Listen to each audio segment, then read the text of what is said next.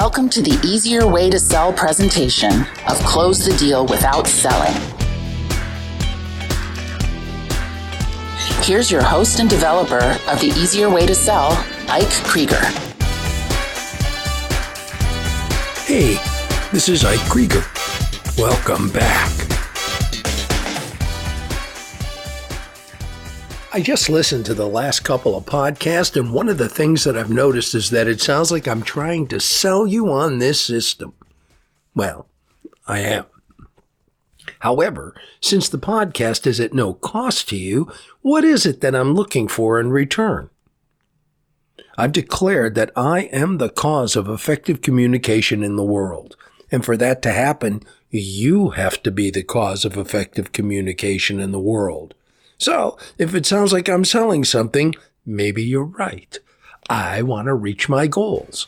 And the system reminds me that the best way to reach my goals is to help you reach yours. So, think about that. Enjoy the episode.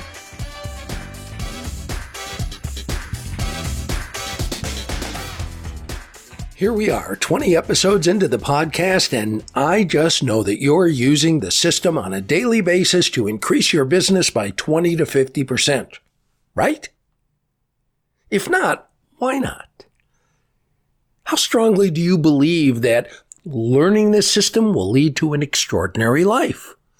How strongly do you believe that the quality of your life depends on the quality of your communication with yourself and with others? Most successful people, they're just ordinary people doing the things that have to be done to create the results they say they want. In other words, extraordinary people take action. Think of it this way. You already have what you want. You want what you don't have. But most people don't really want what they say they want. They just want to want it. You have reasons, excuses, and evidence for not having what you say you want. You're an expert in the creation of what you already have.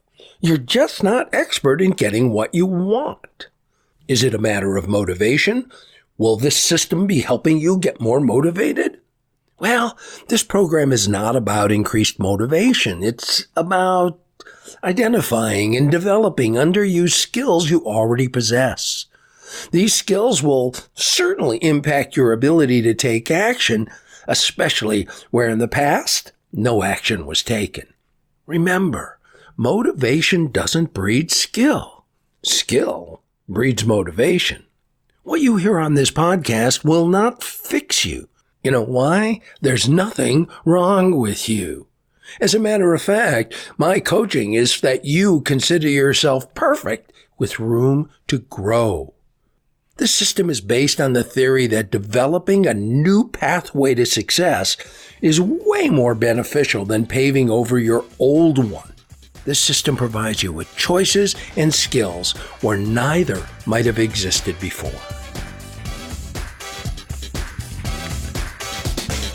I am your constant companion. I'm your greatest helper or heaviest burden. I will push you onward or drag you down to failure.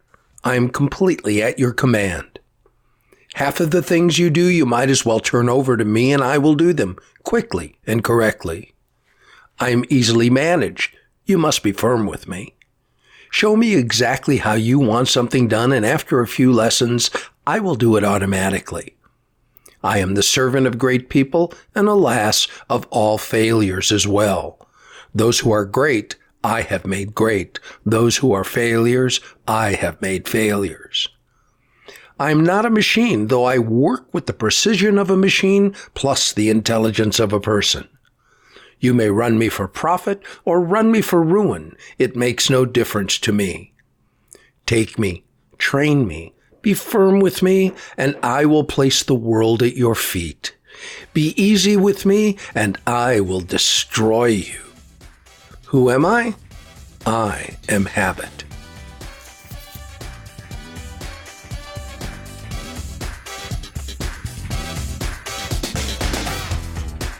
I'm going to have you take a leap on this one because I'm going to have you imagine that you've just taken out a styrofoam cup filled with Jell-O from the refrigerator. You place the cup upside down on a small dish, and the Jell-O wriggles out. The Jell-O's shaped just like the cup, smooth sides and a smooth top. Now you take an eyedropper filled with warm water and just a touch of dark food coloring. You squeeze out a drop on the top of the Jell-O. The drop of water just goes wherever it goes. Now, repeat the exercise. The second time you put a drop of water on the Jell-O, the drop, in most cases, follows the path established the first time, and it's probably going to stay in that little rut each time after that. And each time after that, the rut gets a little bit larger. This is the process by which our habits are formed. The challenge that we humans have with our habits is that they are ingrained as pathways of the mind. What we've been conditioned to believe is that through therapy or through self-help, we can cover over or repair these unproductive pathways that were produced during the formation of your habits. You try to cover them over, and Mother Nature resists that adjustment. The key for this system, especially if you're a talker like I am, or a convincer or an influencer, is to dig a new rut and create a new pathway that leads to talking less and thereby selling more. Rather than try to make the old habit rut go away, you want to develop a new habit. You get to say, all right, I've got choices. I'm going to choose to build and follow a new pathway. When your current habits start to lead you down the old pathway of sales, for instance, you once again have a choice. It's now, okay, instead of talking and convincing, I now have the choice to ask a question, listen carefully, and qualify or disqualify. Here's a little story having to do with ruts. Paved roads that are subjected to very cold winters have a tendency to buckle, crack, or break up. In Alaska, the problem is so bad that many of the roads remain unpaved. In the Alaskan spring or summer, there's a brief period of warm weather where the snow melts and the unpaved roads turn to mud. The cars still have to make the journey, and so they drive through the mud. And when the roads finally dry out, there are these big tire ruts that stretch the entire length of the road. And at the start of the long stretch of highway, there is a sign that reads something like this: choose your rut carefully. You're going to be in it for a long time.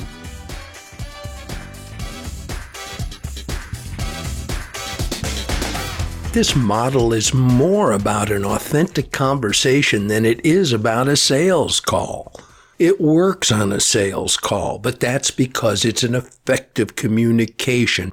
It is an authentic conversation. That is your goal. Have an authentic conversation where someone feels comfortable enough with you that they will give you the information that will help you decide whether or not they have a problem that you can solve.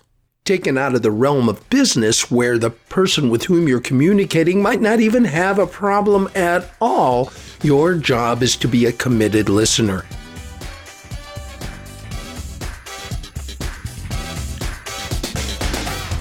To be listened to is, generally speaking, a nearly unique experience for most people. It's enormously stimulating. It is a small wonder that people who've been demanding all their lives to be heard so often fall speechless when confronted with one who gravely agrees to lend an ear. Man clamors for the freedom to express himself and for knowing that he counts. But once offered these conditions, he becomes frightened. Robert C. Murphy.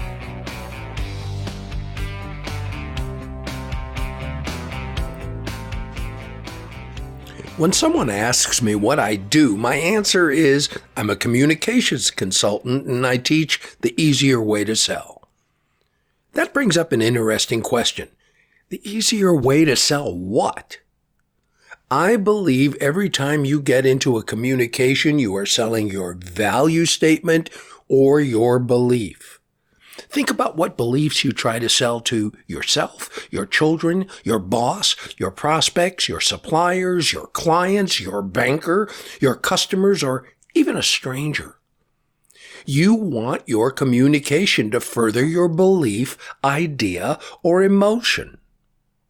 Your communication is designed to uncover if you and the person with whom you're communicating are on the same side of something. Because when you're on the same side of anything with someone else, that produces rapport. Well, how do you do that? Here's the not-so-secret secret. 1, you must listen effectively, and 2, you must ask the right questions. But you haven't been taught how to listen carefully, and you certainly haven't been taught how to consistently ask the right questions. Your internal dialogue is that the way to get your point across is to talk. Now, I've been giving a lot of thought as to where I want the next phase of the training to go, because when I conducted trainings with individuals or groups, I rarely, if ever, started the course by teaching the system. I always talk first about the personal psychology and the mindset necessary for effective learning. So yes, we'll be starting the training over again. We'll go back over each ingredient of the YES formula and every square inch of the QUIC model. But as an aside, since we probably didn't know each other before you started listening to the podcast, I assumed, and that's always a problem, that you would stick around longer if I divulge the secret of the system as quickly as possible. We live in an I want it all and I want it now universe, and I was guided by that perception. But now we get to start a review of the system in what I believe to be the most effective order for learning. And this new order will make it a certainty that you learn and use the system. Right? Maybe. Maybe not. Are you ready to learn that new skill because it's a skill that successful people like you possess? Or are you thinking about how much you would love to learn the system, but you can't right now because of fill in the blank? Here's a question. How close are you to a moment in your life when you take something on because it represents who you've decided to be? Have you decided to be successful? At what have you decided to be successful? Playing the guitar? Building your business? Have you decided to do what successful people do so you can have what successful people have? Are you now or have you ever been someone who consistently identifies your goals and takes action? That's what successful people do. You know what a goal is without action? It's an exercise in self-deception. So, you have a goal, you've identified the steps necessary to attain your goal, and then for some reason, you wait. You wait to get started. Well, what are you waiting for? Who are you being that makes it okay for you to wait? What is it that you tell yourself that makes it okay for you to not have what you say you want? I had a chance to speak to some of your fellow listeners, and I'm hearing the same story from nearly every conversation.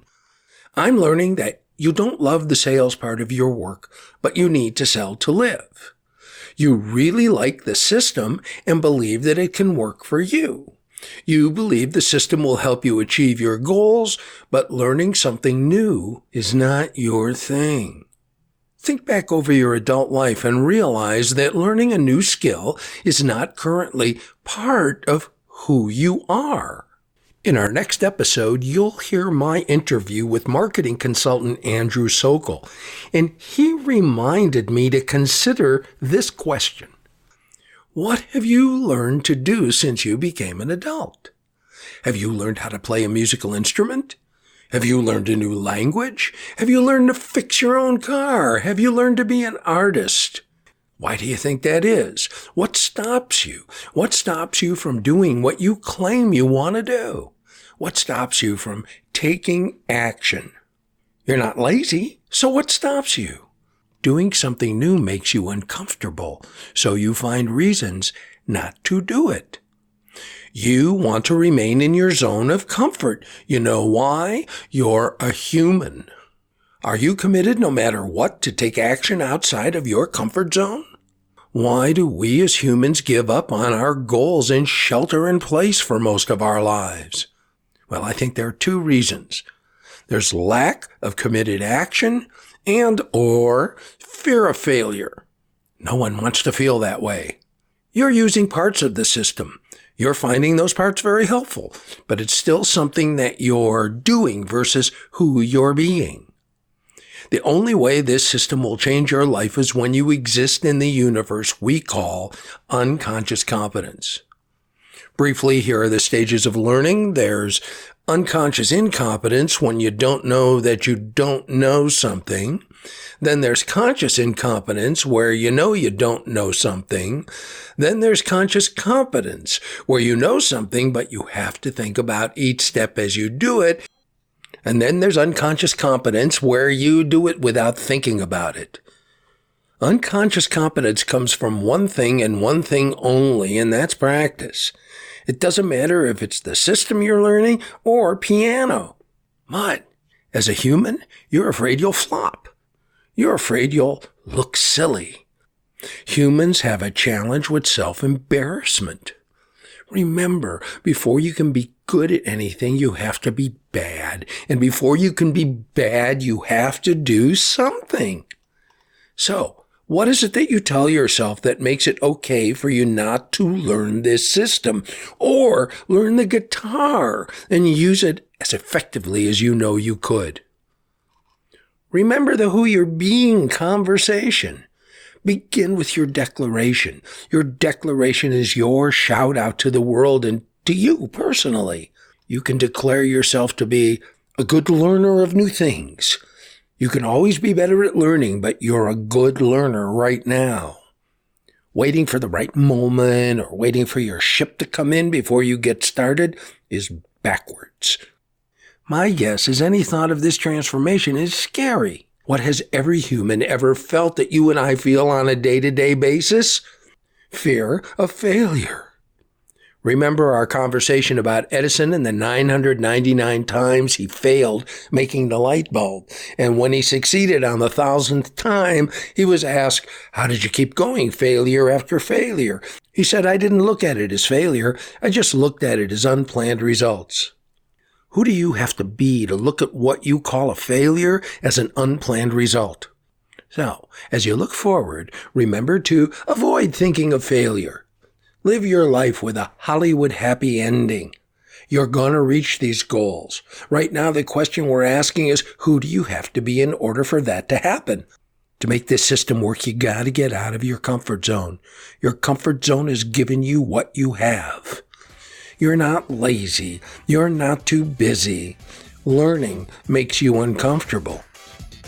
Get over it.